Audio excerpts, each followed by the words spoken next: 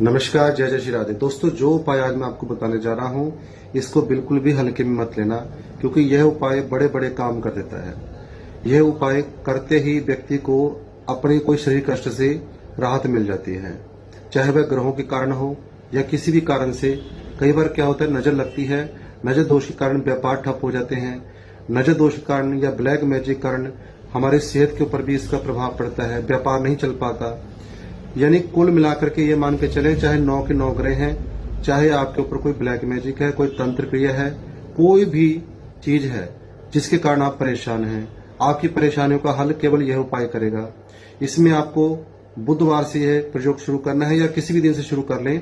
5 मूली लेनी है आपको, मूली पत्ते सहित। उसको अपने सिर से 5 बारी उल्टा घुमा करके काले रंग के सांड के आके जाकर के आपको डाल देना है। आते समय पीछे मुड़ के नहीं देखना। 5 दिन तक करें, आगे भी बढ़ा सकते।